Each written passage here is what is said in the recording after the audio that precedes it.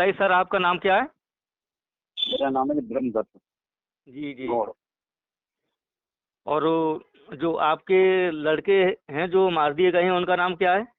निक्षात गौड़। निक्षात गौड़। अच्छा, और सर अपना पूरा पता बताइएगा। B 274 JD colony, Mayur Vihar, phase 3। जी जी जी। अच्छा, तो आपके पास कोई फोन आया है इसके बाद किसी पत्रकार का या और किसी का? हाँ, आया तो है जी एक दो का, अच्छा। लेकिन अभी तो थोड़ी लॉकडाउन की समस्या बता रहे हैं, या और चीज में बिजी होंगे, हो सकता है। अच्छा, और कोई फोन आया है आपके पास? नहीं, में कुछ लोगों ने, कुछ नेताओं ने शायद कुछ नाम बदल के, वैसे बदल के सहानुभूति दिखाई है समझे? जी। बाकी वैसे नहीं कोई। अच्छा, किसी ने आपके लिए धमकी फमकी तो नहीं दी है? हाँ, वो एक आदमी बता रहा था, एक आदमी ने दी थी, उसका मैंने नंबर दे दिया, 100 नंबर पुलिस को। 100 नंबर को? अच्छा, क्या कह रहा था आपके लिए, आपसे? कह रहा था ड्रामे मत देगा, ज्यादा ड्रामे करे कर रखे तूने। मैं बोला धमकी दे रहा, क्या बोला कुछ भी समझ ले। जी। मैंने कहा भैया सामने आ सकते हो क्या? बोले आ जाना कचहरी में। मैं कौन सी कचहरी में हूँ, बस फोन काट दिया। अच्छा अच्छा। ओम। सभी को साथियों को नमस्कार। आदरणीय साथियों, आपको मैं ऐसी जानकारी देना चाहता हूँ, ऐसी जानकारी से अवगत कराना चाहता हूँ जिसको हमारी दिल्ली की जनता नहीं जानती। साथियों, मेरा बेटा 17 तारीख में प्रातः 4 बजे उसकी ऐसी हालत हो गई ज़्यादा ख़राब कि मैं उसे लेकर के लाल बहादुर शास्त्री हॉस्पिटल में गया। उसे सांस लेने में बहुत बड़ी दिक्कत थी, उसका ऑक्सीजन लेवल बहुत डाउन था। लाल बहादुर शास्त्री हॉस्पिटल में ले जाने के बाद डॉक्टर ने चेक किया तो 20-25% ही उसके ऑक्सीजन जा रही थी, लेकिन उनकी काफ़ी प्रयास के बाद ऑक्सीजन लेवल 50 तक उन्होंने पहुंचा दिया। 50 तक पहुंचाने के बाद वो कहने लगे सारी व्यवस्था हमारे पास नहीं है, हम आपको गुरु तेग बहादुर हॉस्पिटल में रेफ़र कर देते हैं और वहाँ से एक एम्बुलेंस बुला देते हैं। तो आदरणीय साथियों, उन्होंने वहाँ से फ़ोन करके एक एम्बुलेंस बुला ली, सिलेंडर लगा करके ऑक्सीजन का हम उस पेशेंट को गुरु तेग बहादुर हॉस्पिटल ले गए। काफ़ी मिन्नतें करने के बाद तो उसको दाखिल किया गया, लेकिन दाखिल करने के बाद उसे इमरजेंसी में ले गए। इमरजेंसी में ले जाने के बाद वहाँ पता नहीं कहाँ से एक डॉक्टर आया और बड़ा ही बदतमीज डॉक्टर था, जाते उसने मेरे बेटे की ऑक्सीजन हटा दी। तो मेरा भाई उसके पास मौजूद था, मैं और मेरे बेटे की पत्नी हम दोनों बाहर थे। तो मेरे भाई ने फिर ऑक्सीजन लगा दिया।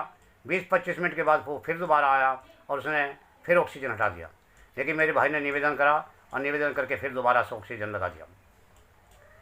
वो डॉक्टर जिससे भी बात करता था बड़ा ही अत्याचारी रूप से बात करता था, किसी भी पेशेंट से सही बात नहीं करता था।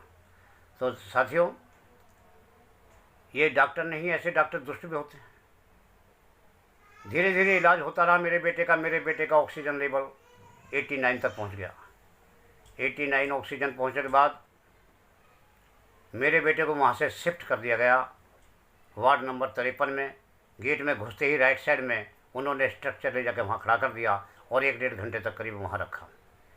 1-1.5 घंटे के बाद लड़का को जब होश आया तो उसे थोड़ी सी ऑक्सीजन से बेचैनी होने लगी शरीर में। जो उसे बेचैनी हुई तो उसने अपना ऑक्सीजन हटा दिया।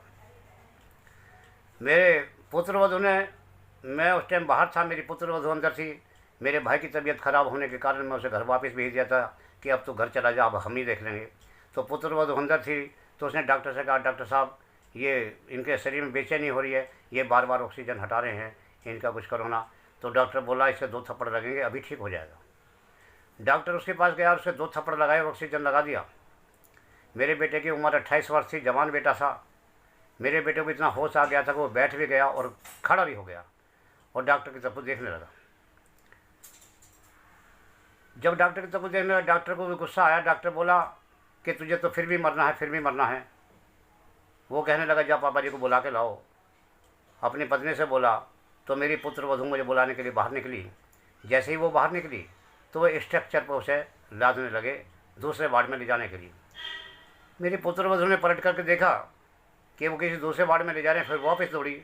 जैसे ही वापस दौड़ी तो सिक्योरिटी गार्ड ने उसे वापस अंदर नहीं जाने दिया। फिर काफ़ी मन्नत करने के बाद भी वहाँ तक नहीं जाने दिया और स्ट्रक्चर लेके चल दिए। और वो मेरा बेटा हाथ हिलाता रह गया, मुझे बचाओ मुझे बचाओ।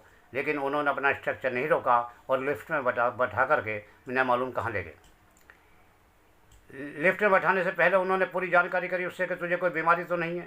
तुझे कभी कोई बीमारी हुई हो, किसी तरह की तेरे लीवर हो, टीबी हो, किसी तरह का कोई और गड़बड़ हुई हो आज तक तो बता दीजिए।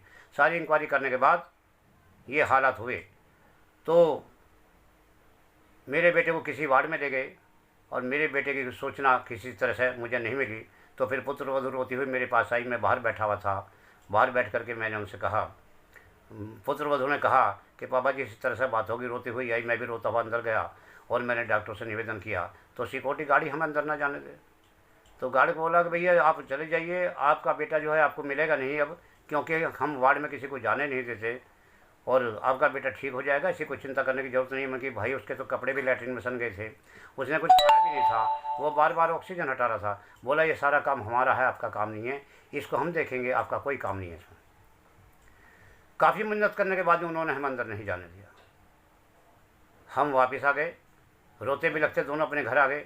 तो शाम को लगभग 4:15 बजे फ़ोन आया कि आपका बेटा गुजर गया। ऐसी स्थिति में तो मेरा बेटा गुजर गया, आप अपनी डेड बॉडी ले जाइए। मैं हॉस्पिटल गया शाम के टाइम तो वहाँ डेड बॉडी शव गृह में नहीं आई थी। तो मैं वापस चला आया, अगले दिन फिर गया। जाने के बाद मुझे डेड बॉडी मिली। डेड बॉडी का मैंने देखा तो उसकी नाक से खून जा रहा था, क्योंकि जब ऑक्सीजन नहीं जाता है सिर के अंदर तो नाक से खून आ जाता है। उन्होंने, उस डॉक्टर ने शायद उसका ऑक्सीजन ही हटा दिया, ऑक्सीजन उसको नहीं दिया। मेरा बेटा जो अपने पैरों के ऊपर खड़ा हो सकता है, जो बात कर सकता है, जो बोल सकता है, उसकी हालत 3 घंटे के अंदर कैसे होगी।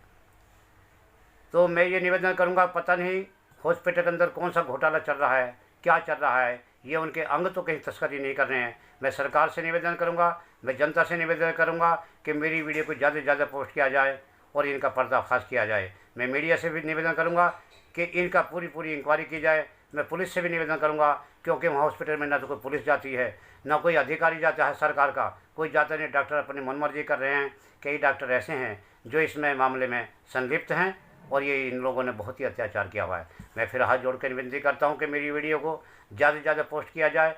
मेरी उम्र 67 वर्ष है। मेरा एक ही बेटा था जिसकी उम्र 28 वर्ष थी। उसकी एक माँ है, उसकी एक पत्नी है, उसके छोटे छोटे 2 बच्चे हैं, एक 1.25 वर्ष का और एक 3.25 वर्ष की बेटी है।